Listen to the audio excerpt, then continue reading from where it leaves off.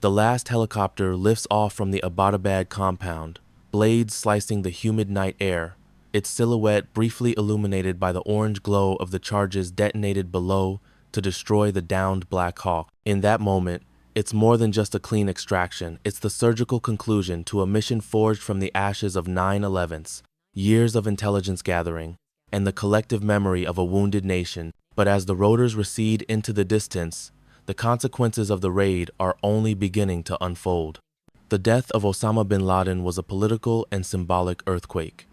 Inside the United States, the announcement of his death sparked jubilant crowds outside the White House, and at Ground Zero, chants of USA, USA echoed into the night as if a decade of rage and grief had finally found release.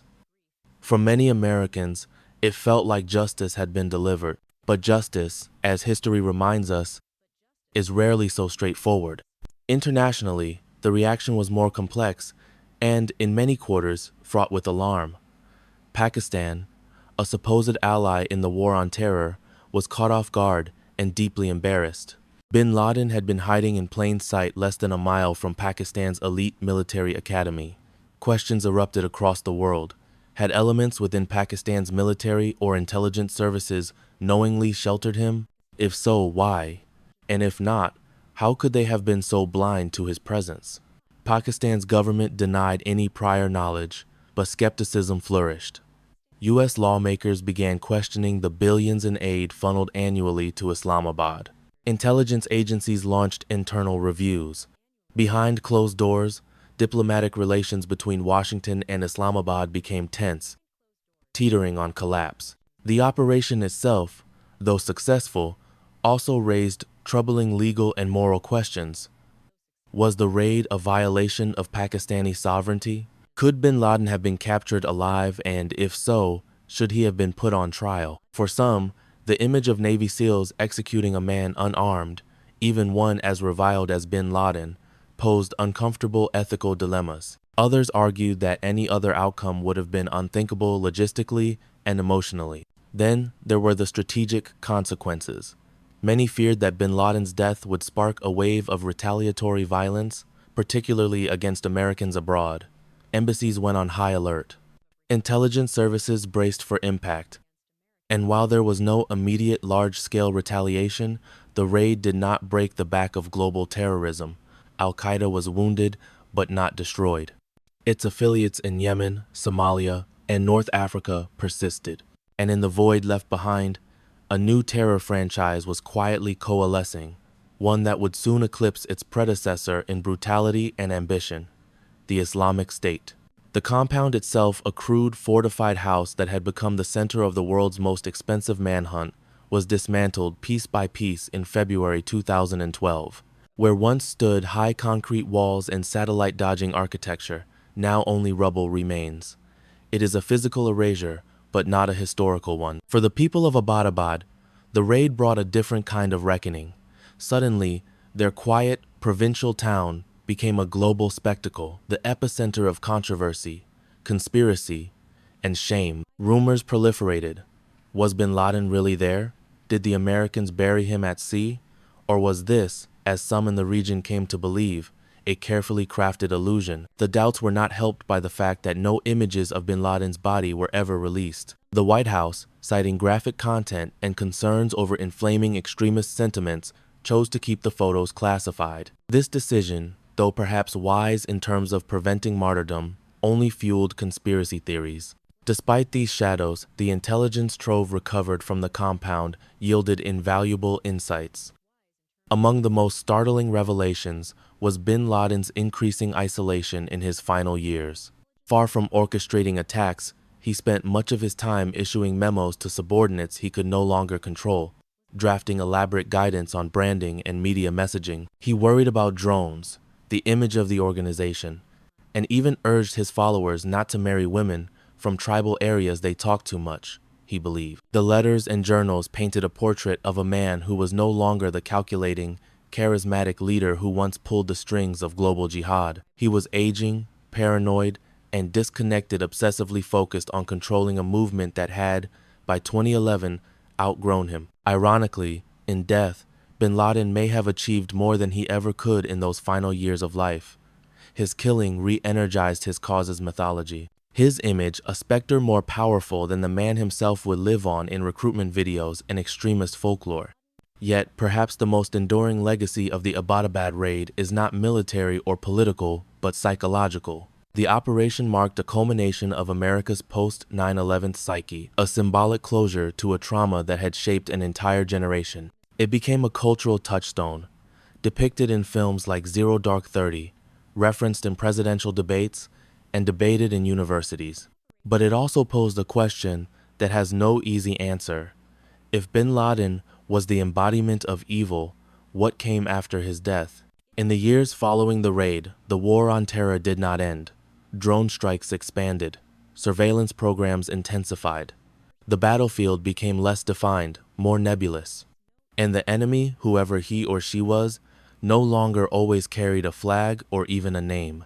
In many ways, the mission that killed bin Laden closed one chapter, only to open another, one in which the lines between victory and vengeance blur, where every triumph carries its own hidden costs.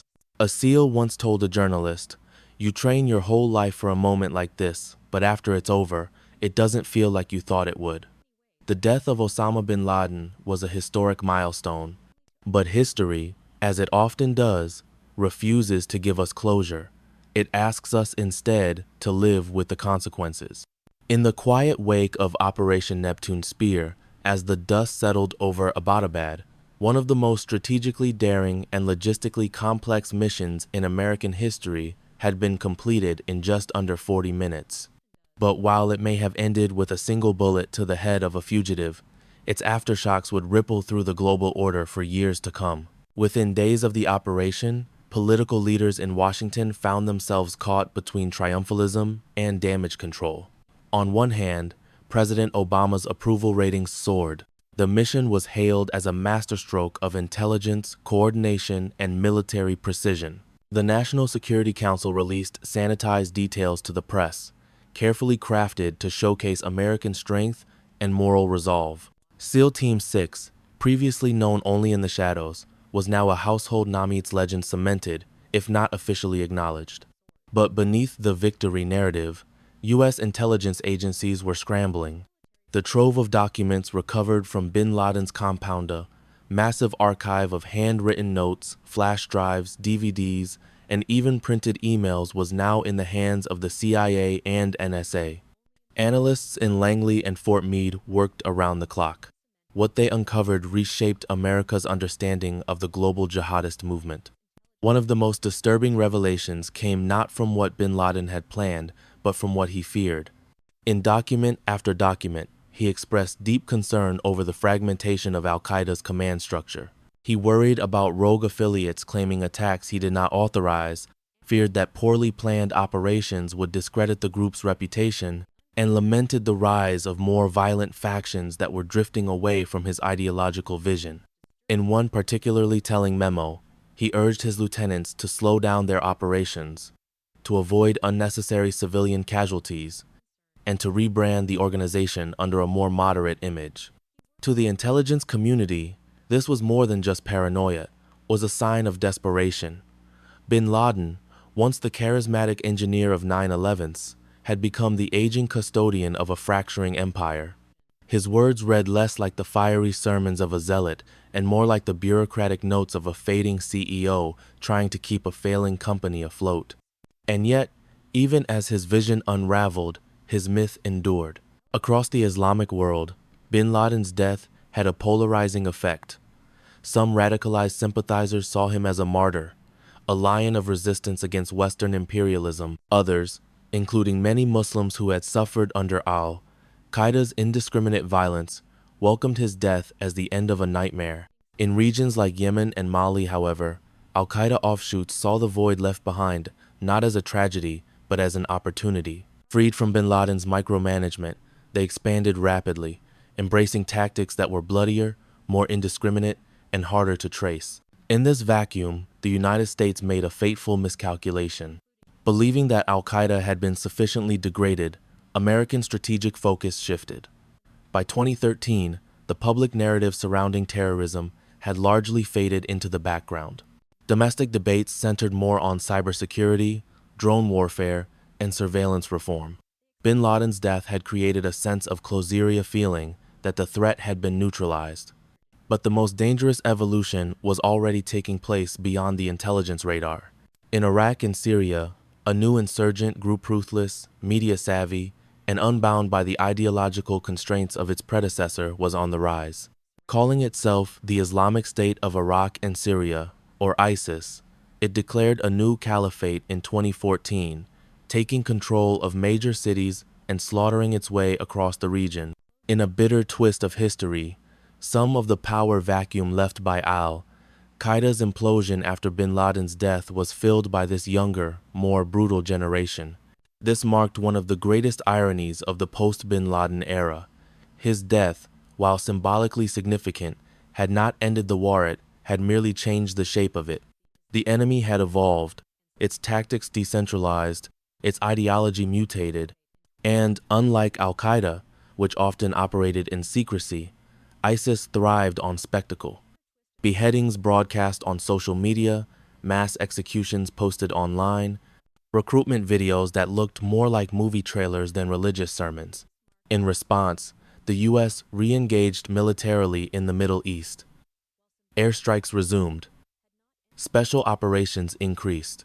Once again, the American war machine turned its eyes toward insurgency and chaos, this time not under the name of al-Qaeda, but under the black banner of ISIS. Back in Washington, the long-term strategic impact of Operation Neptune Spear also began to reshape how America conducted its wars. The success of the bin Laden raid validated a model of warfare that favored elite special forces, high-tech intelligence, and pinpoint strikes over large-scale deployments. The age of the drone and the operator had fully arrived. This shift was not without its costs. With fewer troops on the ground, local intelligence became harder to verify. Collateral damage from drone strikes became a growing concern, sparking outrage in affected regions. And while SEAL Team 6 remained the gold standard of military precision, its operational tempo increased dramatically, leading some in the Pentagon to worry about burnout and overuse. Yet for the American public, none of this complexity seemed to matter as much as the simple, visceral image. Bin Laden, hunted for a decade, finally dead. That image, unseen but universally imagined, became the defining icon of the war on terror. It gave the illusion of finality to a conflict that was anything but final. It was closure by proxy. But history resists simple endings. Just as the death of Archduke Franz Ferdinand didn't truly cause World War I, and just as the fall of the Berlin Wall didn't instantly dissolve Cold War tensions, so too did the killing of bin Laden fail to fully end what he had set in motion. His ghost remains, not in the sense of haunting bunkers or safe houses, but as a permanent fixture in the architecture of modern geopolitics. The wars, the surveillance state, the drone program, the intelligence reorganizational, of it lives in the long shadow of his actions. The raid in Abbottabad was the closing scene of one chapter. Yes, but the next began before the rotor blades had even stopped spinning. As the years passed, the legacy of May 2, 2011 became less about the man who died that night and more about the system that had killed him. The mission to eliminate Osama bin Laden had been surgically precise, but its geopolitical after-effects were anything but. Within Pakistan, outrage simmered, not because the most wanted terrorist had been found on their soil, but because American forces had penetrated deep into their territory without permission and had done so with apparent ease. For a sovereign nation, it was a humiliation, a naked reminder of the asymmetry in power and trust between supposed allies. The Pakistani military leadership faced domestic embarrassment and international suspicion. How had bin Laden managed to live undisturbed for years within walking distance of the country's prestigious military academy? Was it incompetence or complicity? The answer, to this day, remains shrouded in ambiguity. Some Pakistani officials insist they were unaware. Others within the intelligence community believe elements of the Inter-Services Intelligence, ISI, shielded him deliberately, either out of ideological sympathy or geopolitical calculation. One haunting question still echoes from that concrete shell of a compound. Did someone in power know and let him stay? In Washington, this doubt reshaped foreign policy. Trust between the CIA and ISI, once robust during the early years of the Afghan war, began to erode. Cooperation on intelligence matters was scaled back. American drone strikes over Pakistani tribal regions increased. The diplomatic fallout was swift and cold. Within weeks, Pakistani authorities demanded that the United States sharply reduce its military footprint in the country. Anti-American protests erupted. In one infamous moment, a Pakistani newspaper published the names of CIA agents operating in Islamabad, a signal that the game had turned vindictive. But perhaps more consequential than the political ruptures was the ideological recalibration that began to take shape inside jihadist circles worldwide. To his followers, Osama bin Laden had not just been a man. He was a myth, a living symbol of defiance against the West, a charismatic orchestrator of a seismic global event. His death was not the end of that narrative, it was its metamorphosis. Just as Che Guevara's death turned him into a revolutionary icon, so too did bin Laden's killing create a martyr around whom narratives of grievance could form. In online forums and encrypted group chats, new jihadist leaders began to frame bin Laden's assassination not as defeat, but as proof of the West's treachery. A whole generation of radical ideologues, many of whom had come of age after 9/11s, began invoking his name, not to follow his orders, but to justify their own, often more extreme paths. Groups like Boko Haram in Nigeria, Al-Shabaab in Somalia, and the rebranded Al-Qaeda in the Arabian Peninsula, AQAP, used bin Laden's death to recruit, to justify attacks, to proclaim that martyrdom was the only path left. The strategy of decentralized jihad, once reluctantly tolerated by bin Laden, became the norm. Lone wolves, small cells, and unaffiliated attackers carried out operations in his name without ever receiving a direct order. The center had been shattered, and from its fragments grew chaos. But the legacy didn't just grow abroad, it grew at home. In the United States, the success of the raid created a political halo around the use of covert operations. Presidents of both parties became increasingly comfortable with the idea of using elite special forces and drone warfare to achieve objectives once reserved for declarations of war. The authorization for use of military force, AUMF, passed in 2001, was stretched to justify killings in countries as diverse as Yemen, Libya, Somalia, and even the Philippines. The line between war and peace blurred, not with a bang, but with a buzz, quiet, efficient, and remote-controlled. Civil libertarians warned of the precedent. If the U.S. could assassinate a foreign national in a sovereign country without due process, could it one day do the same to an American citizen? That warning, once theoretical, became chillingly real when Anwar al-Awlaki, U.S.-born cleric turned al-Qaeda propagandist, was killed by a drone strike in Yemen, later in 2011. 2 weeks later, his 16-year-old son was killed in a separate strike. It was a philosophical turning point. The idea that war was somewhere over there had been replaced by a new paradigm. Wherever the enemy goes, war follows. The assassination of bin Laden didn't just close a chapter, it rewrote the rules. By 2014, a new generation of Americans had come of age. For them, 9/11s was not a memory, but a history lesson. The endless wars, the terror alerts, the airport security, rituals, these were inherited realities, not sudden traumas. Bin Laden was, to many, a ghost they'd never known, except through grainy photos and ominous videos. The compound in Abbottabad was a ruin, and the war on terror was now a generational inheritance. And yet, the trauma of that single night lingered, not in headlines perhaps, but in policies, in laws, in the cultural memory of a nation that had spent a decade chasing a shadow and finally caught it, only to find the darkness had spread. In time, filmmakers would dramatize the mission, authors would recount it, politicians would claim it. Yet through all the versions, one unsettling truth persisted. America got its man, but the war did not end. The ruins of the Abbottabad compound were demolished in 2012, erased brick by Pakistani authorities. Officially, the reason was to prevent the site from becoming a shrine or propaganda tool. Unofficially, it may have been an attempt to erase an embarrassment, a lingering wound to national pride. But the truth is, even without the physical structure, the compound had already entered the global imagination. It became an icon of the post-9/11 era, not just for what it was, but for what it symbolized: the end of a manhunt, the peak of American reach, and the limits of force in an age of ideology. In the years since, the lessons of that night have been debated in classrooms, in think tanks, and in the halls of power. Some saw it as a validation of American intelligence capabilities, the proof that patience, human networks, and data could converge to locate even the most elusive target. Others saw it as a cautionary tale about the myth of closure. Killing bin Laden did not destroy the ideology he represented.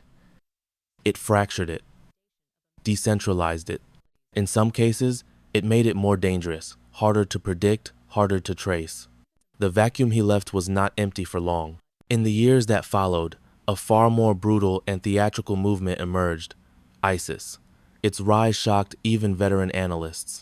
Where bin Laden had cloaked himself in religious rhetoric and strategic patience, ISIS flaunted its violence in real time. The new face of jihadism was not hidden in a compound. It was broadcasting beheadings, declaring caliphates, and leveraging the internet in ways that Al-Qaeda never dreamed. Bin Laden had insisted on coded language, on physical letters and whispered messages. ISIS live-streamed genocide. This evolution raised haunting questions for policymakers. Was bin Laden's death merely symbolic? Did eliminating him remove a figurehead but accelerate the descent into chaos? Had the U.S., in targeting the man, misunderstood the movement? Within the intelligence community, one answer began to crystallize. The threat was never a single man. It was a narrative of grievance, of empire, of invasion and martyrdom. That narrative could survive bin Laden. In some ways, it thrived in his absence. And yet, the operation still mattered. Because what May 2nd revealed perhaps more clearly than anything since 9/11 was the terrifying complexity of justice in a globalized world. That justice, when pursued without accountability, can become vengeance. That vengeance, when dressed in the language of national security, can reshape laws, cultures, and foreign policy doctrines for decades. The killing of bin Laden also reminded the world of the paradox at the heart of modern warfare, that it can be both intimate and abstract. In one room, a SEAL places a bullet into a man's chest at point-blank range. In another, thousands of miles away, political advisors watch via live stream in real time. Both are participants. Both are spectators. And neither can fully control the consequences. Barack Obama, who had authorized the raid, would go on to frame it as a defining moment of his presidency. He spoke of justice. He praised the military. But even he seemed aware that this was not an end. In private, he is said to have reflected that America had crossed an invisible threshold into a future where operations like this might become more common, more expected, and more morally ambiguous. The image of Obama and his cabinet watching the raid unfold, frozen, tense, helpless, became one of the most iconic photographs of the 21st century. It captured the surreal dissonance of modern conflict, that decisions of life and death could unfold in silence over screens without smoke or gunfire, but with consequences that would ripple for generations. In Pakistan, conspiracy theories flourished. Some believed bin Laden had died years earlier. Others claimed he was never in the compound at all. A few even insisted that the raid was staged. These weren't just fringe beliefs. They reflected the depth of distrust in official narratives, both Western and local. The truth was buried at sea, and with it, perhaps, the last concrete piece of a chapter that had begun in fire and steel on a September morning in 2001. Today, if you travel to Abbottabad, you won't find a plaque. There is no memorial, no museum, no official acknowledgement of what happened, just a scar in the urban fabric. The lot where the compound once stood is overgrown. Concrete and gravel mark where the walls were demolished. Stray dogs wander the area. Occasionally, someone leaves flowers. More often, they leave questions. What did it all mean? 10 years, trillions of dollars. Countless lives changed, lost, disfigured. Was this victory? Was it justice? Or was it a reminder of the limits of both? Bin Laden's death was a punctuation mark, but not a full stop. It was the end of one chapter and the silent beginning of another. In a war where enemies shapeshift, battlefields dissolve into shadows, and victories are measured less by ground gained than by headlines written. The raid on Abbottabad proved that even the most elusive fugitive could be found. But it also revealed that eliminating a man does not eliminate an idea. The compound has vanished. The body lies somewhere in the ocean. But the questions linger deeper, sharper, harder to bury. How do we define justice in a world without front lines? What do we inherit from missions that succeed tactically, but leave us no closer to peace? And in the end, was it enough? Or did the man we killed live on not in flesh, but in the world he helped create? This was Operation Neptune Spear. This was May 2nd. This is Legacy Files. Some say Bin Laden won by drawing America into endless war. Others say America won by refusing to stop hunting until he was gone. Still others say no one won, and that's the real tragedy. The compound is gone, but the architecture of the war on terror remains. The surveillance systems, the kill lists, the drone networks, the justifications, all of it still exists, some of it stronger than ever. And, in that sense, the story of May 2nd, 2011 is not over. It simply disappeared into the fog of modern war, where truth and myth, justice and vengeance, heroism and trauma are all woven into the same tapestry.